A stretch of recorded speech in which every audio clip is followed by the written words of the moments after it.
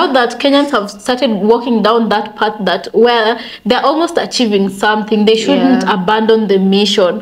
Kenyans, we have to make sure that IMF completely and utterly leaves Kenya and sticks its paws somewhere else other than Kenya. That is the only way. Not that they reform and then when they come back and move differently. That's not the solution. Hi guys, welcome back to our channel. In case you're new here, my name is Maren. And I'm Maureen. Yeah, so a lot of you have been complaining. There's some people who say they don't know our African names and that they would like to know our African names. So for those who've never heard, my African name is Adongo. And my African name is Apio. Right, so moving forward, in today's episode we want to talk about, you guys, I never thought I'd live to see the day that IMF itself would offer an apology to Kenya, or any country for that matter. So they offered an apology through their spokesperson or head of communications of IMF, Julie, and she came out to basically apologize for the deaths that occurred during the protests in Kenya. Right, and in this apology she was talking about the role they played and how they never meant for their good intentions to lead into the situations we've been seeing in Kenya. All right, but we don't want to talk a lot. Let's just watch this video and then we come back and talk about it. If you have any comments, leave it on the comment section and let's have an interactive segment. Okay, remember to subscribe if you have not. Let's watch and then we come back and talk about it.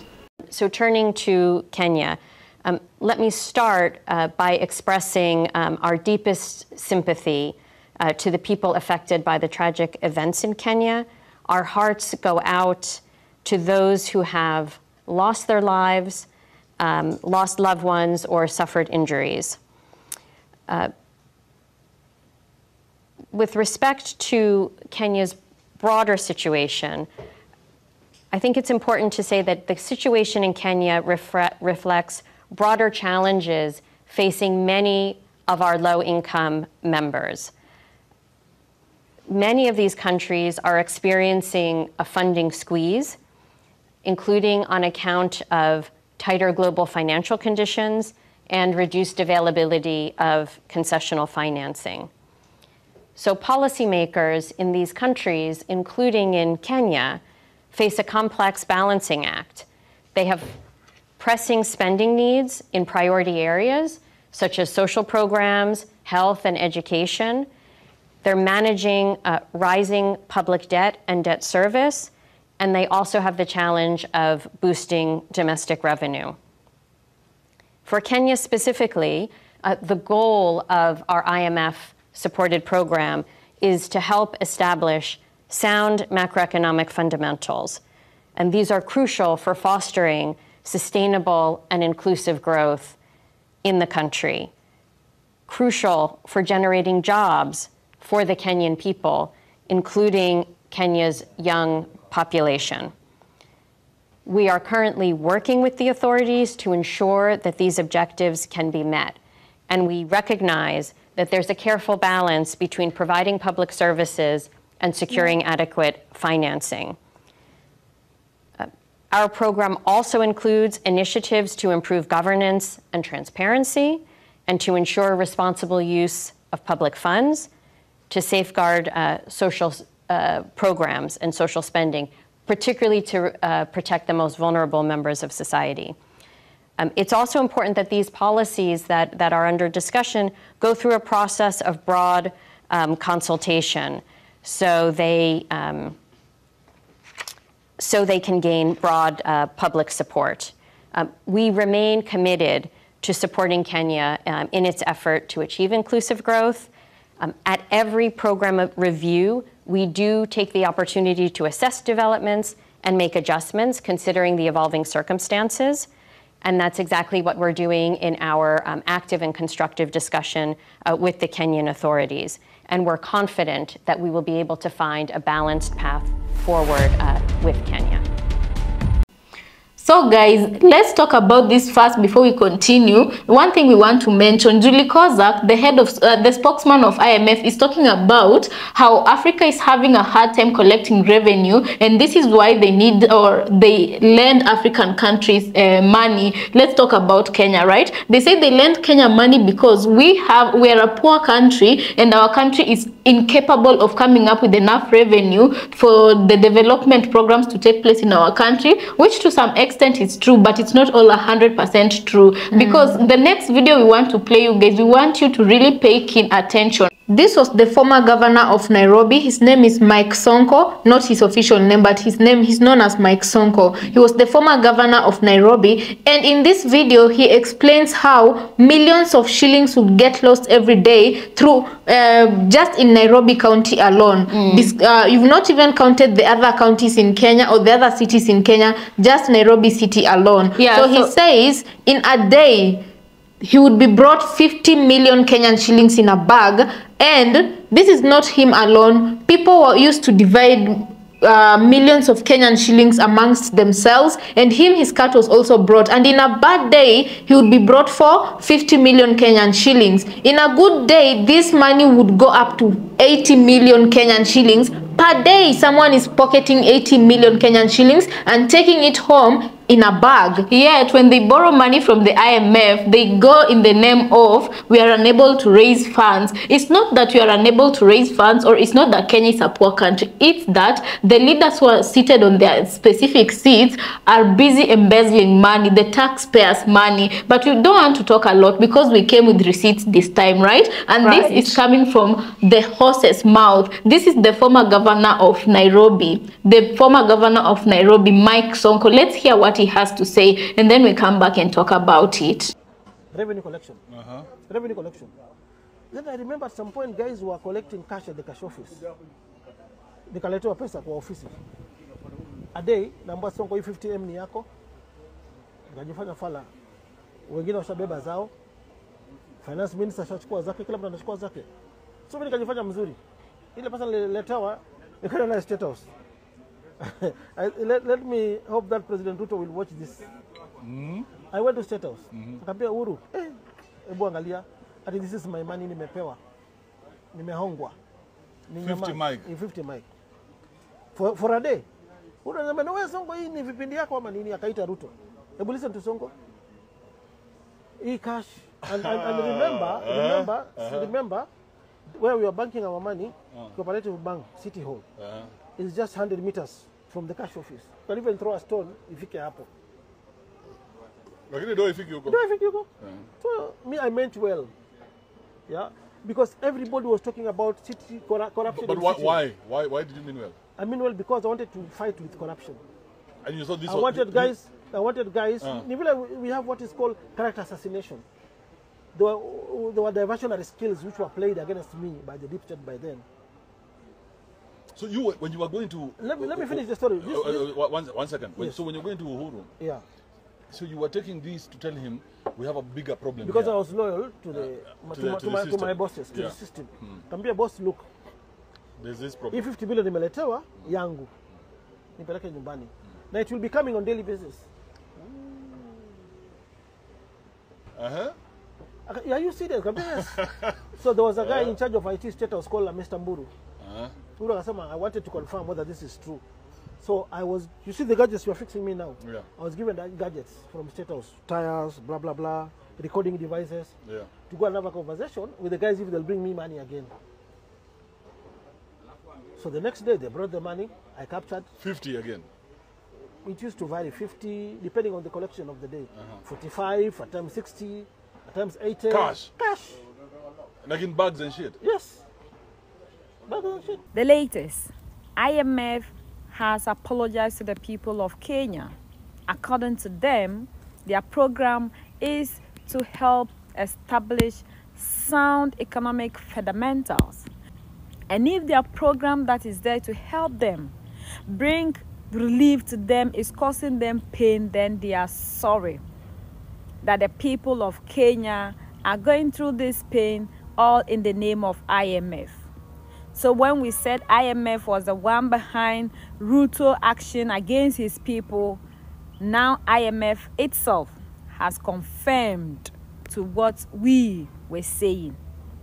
And it's not only Kenya that IMF is causing this pain to. Even my country, Ghana, we are going through the same pain because of the IMF program telling our government to ask us to do what they want us to do.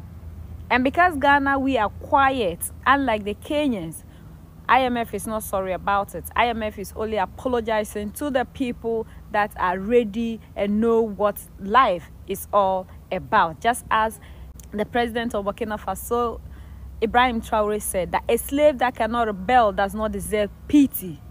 So if other African countries are going through this IMF program and they are suffering and they can't voice out, then they don't deserve to be pitied by IMF. So the people of Kenya, we are so proud of you.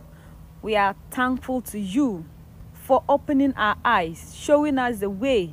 You are the Nkrumah of Africa, because Nkrumah was the first to rise up to gain independence for Ghana and the first country to gain independence in Africa. So today you have shown us the way that you are truly the Nkrumah that will open the doors to other African nations to set themselves free.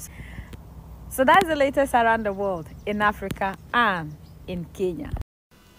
So guys, welcome back. Let us know what you think about this episode on the comment section. Let's talk about the IMF apology to Kenya.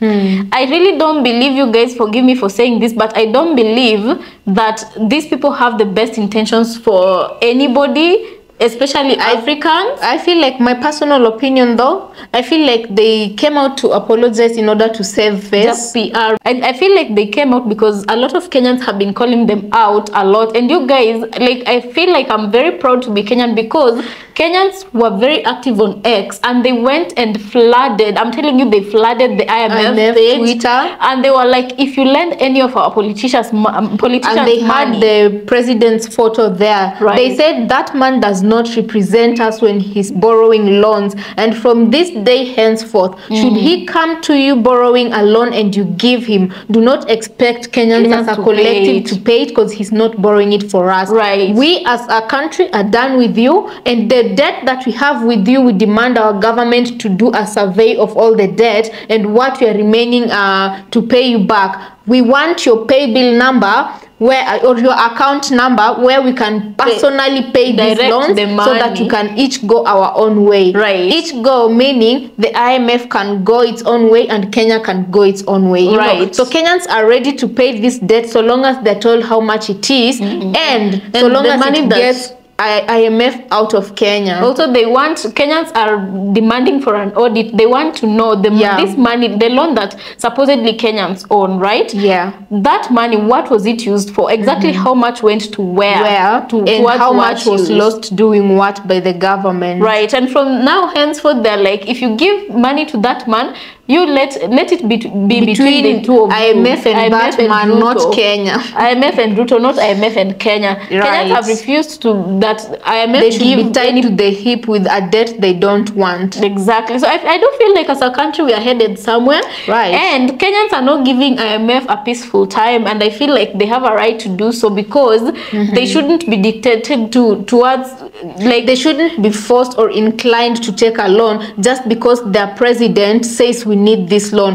And Kenyans themselves say, as it is, a lot of the taxpayers' money gets lost, and we are not even accounted for by the government where this taxpayers' money goes. You know, because a lot of it has been divided to politicians rather than for them doing what they intended with the money. Right. Some of them even speculate that the loans that it's being given in the name of Kenyans might not even have reached Kenya itself. It might have gone towards different people's pockets. But we are not talking about that today. Let's move on forward to the Ghanaian girl who was talking about IMF apologizing to Kenya, and she was, one thing she has said that stuck out. She said, a slave that can't rebel doesn't deserve pity. Words from Ibrahim Traore. A slave that does not rebel does not deserve pity. Guys, that is very self-explanatory. I know you know what that means. And it's very deep. Yeah, that's such a deep statement, right? Guys, it's like, you know, if you're in slavery and you just it's like you're comfortable being in there. that You're state. given orders, you do. You're told go here, you go. You're told today you'll sleep hungry. You're like, yes, master. You know. So that person does not deserve pity. The pity goes to the one who tries has to get recognized themselves out of that situation. And why did she say this? Because she says because Kenyans are showing Africans the way, and them rebelling the IMF, they are really standing up for their rights. Ghanaians, they're being oppressed by the same should you say policies, institutions, the same institutions and policies that institutions like IMF bring into Africa, but Ghanaians are quiet. They're not talking about it, you know. And she's like, when will you wake up? You know. So guys, anyway, let us know what you think about this episode. But I feel like for someone to even apologize, that is the first step that that person is making towards recognizing that they played a role into harming somebody, you know. And maybe just maybe you guys will say with that we're starting to sympathize with IMF, but this is not our point of view, you know. What I see in this situation is they'll be a lot more careful with how they handle their affairs in Kenya. Will they? They might be seen. You know, a while back they were operating like that, and then they became comfortable to a point where Kenyans started waking up and seeing them for who they are. What I'm saying is, with these recent events in Kenya, they might change the way they move to blind us again, you know, so that they can continue with the affairs. It doesn't matter how they move. What matters is now they move it somewhere else outside of Kenya. Now that Kenyans have started walking down that path that where they're almost achieving something, they shouldn't abandon the mission. Kenyans, we have to make sure that IMF completely and utterly leaves Kenya and sticks its paws somewhere else other than Kenya. That is the only way. Not that they reform and then when they come back and move differently. That's not the solution. No, I don't even want them to come back. I'm just saying people like IMF, they don't give up. They'll find another way to come back is what I'm saying. And let me bring you back to the second clip we played you, and that was just to prove that it's not that Africa is poor. It's not that Kenya is poor. It's not that It's not that Kenya cannot raise enough revenue for the developments that they intend to have in the country. It's that this was a governor, a former governor, and it's not you can't make up these things because it was coming from the horse's mouth, right? And for you to better understand this situation, guys, I want to bring some light to your attention by mentioning this governor had a graft case or a corruption case against him of 351 million that went missing in the county. Right? And for the Kenyans who are in this platform, all of you are familiar with Mike Sonko and the graft case he was facing back when he was governor, and that was the reason why he was removed from office. And from this clip, if we are to believe, by the way, before you continue, he was never found guilty and the case was thrown away. So that was 351 million plus that went missing that cannot be accounted for because they are saying he was innocent, yet the case was brought against him. So if we are to believe what he's saying, Mike Sonko says that this 350 something million Kenyan shillings that he was accused of stealing, this case was brought before him because he had evidence that per day Kenyan politicians, not only him, Kenyan politicians were stealing a minimum of 50,000 shillings. I mean, 50 million Kenyan shillings, and it would go up to a maximum of 80 million per person. And we don't know how many people were stealing from the government. And this was going up to the finance minister. Up to the finance minister, the person who is in charge of finance. He would also take his cut, and it went up further up the ladder. So, because okay, we cannot say how further high it went, but you can only imagine. Because after he tried playing a fool, he took his cut and then he started voicing his opinion about, he went to the president and talked to the then president, who was Uhuru Kenyatta. And remember when this was happening, guys, William Ruto, our now president, was the vice president back then. Right? So between then and now, you can imagine how much has disappeared. Lost. Because even right now, Nairobi has seen different departments where a huge amounts of money has been lost, okay? They just come out and say 450 something million is missing, 300 something million is missing. Just the other day, our KRA, someone came out and said that, I don't know if it was 1.1 billion or trillion was lost and could not be accounted for where it went. You guys, they normally say if you want to catch a criminal, follow the money. Do you mean to tell me that in a whole government, 1 point something trillion can go missing just like that? And it's like a magician took that money. It went somewhere. I know it can be traced. They just don't want to find it because there's a lot of powerful thieves involved, you know. And then they come out and say we are going to borrow money from IMF, and I don't know what other organization, because Kenya did not collect enough revenue for the last year. Or they'll come and tell you we can't bring development to such and such area of the country because Kenya did not produce enough tax, or we are going to be raising taxation because Kenya, as it is where we are standing, is not raising enough revenue. Yet every day 50 million to 80 million is being stolen by an individual or individuals allegedly in the government. So everybody gets a cut, and their cut is 50 million. I don't know if you guys are understanding what we are trying to say here. Anyway, guys, let us know what you think about this episode. It was fun hanging out with you. And if you've not subscribed, consider subscribing, and we really appreciate you always joining us. Also, let us know what you think about this episode. We'll see you on our next one.